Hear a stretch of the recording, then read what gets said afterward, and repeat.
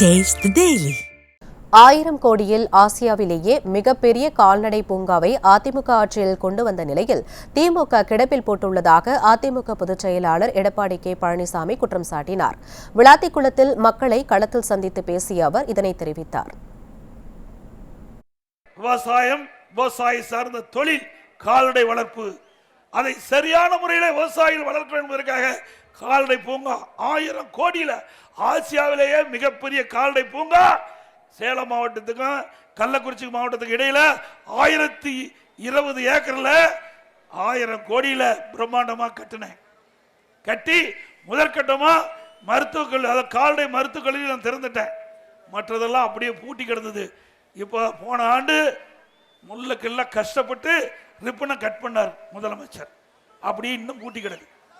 நான் 2 நாளைக்கு முந்தி பேசினேன். இன்னைக்கு ஒரு அறிக்கை வெளியிட்டிருக்காரு. இன்னைக்கு அட்மிஷன் போடுறோம் அப்படின்னு. இதெல்லாம் நாங்கள் ஏற்கனவே பார்த்துட்டோம்.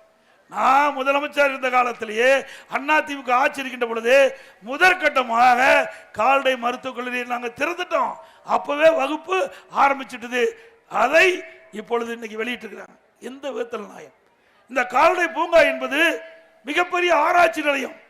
இன்னைக்கு விவசாயிகளுக்கு கலப்பின பசுகளை உருவாக்கி கொடுத்தா நம்ம வீட்டில் வளர்க்கிற பசு ஒரு 15 லிட்டர் பால் தாங்க இருக்கும். இந்த கலப்பின பசுகளை உருவாக்கி விவசாயிகளுக்கு கொடுக்கின்ற பொழுது ஒரு நாளைக்கு 40 லிட்டர் பால் கொடுக்கும் விவசாயிகளுக்கு. இந்த கலப்பின பசுகளை கால்நடை பூங்காவில் உருவாக்கி விவசாயிகளுக்கு இலவசமா கொடுக்கிறோம். அதே போல ஆடு ஆராய்ச்சி நிலையத்தில் உருவாக்குவோம். இன்றைக்கு நம்ம வளர்க்கிற ஆடு ஒரு வருஷத்துக்கு 20 கிலோ கிடைக்கும்னா அது 40 கிலோ எடை கொண்ட ஆடா கிடைக்கும். அதையும் நாங்கள் உற்பத்தி கொடுப்போம். அது மட்டும் இல்ல, விவசாயி என்ன நினைக்கிறாங்க, ஒரு பசுல காலக்கன்று வேணா காலக்கன்று, கெடேரி வேணா கெடேரி, அப்படித்தானே சொல்லுவீங்க. எங்க ஊர்ல வேற மாதிரி கேட்டுக்கிட்டேன். ஆக எந்த கன்று வேணுமோ அந்த கன்று அந்த உருவாக்கி தருவதற்கு நாங்க ஊட்டியில் 50 கோடியில அதை நாங்க கட்ட ஆரம்பிச்சோம். அதையும் கிடப்பில் போட்டாங்க. விவசாயிகளுக்கு எந்தெந்த வழியிலே உதவி புரிய வேண்டும் என்று எண்ணணுமோ அதையெல்லாம் கிடப்பிலே போட்ட அரசு தொடர வேண்டுமா?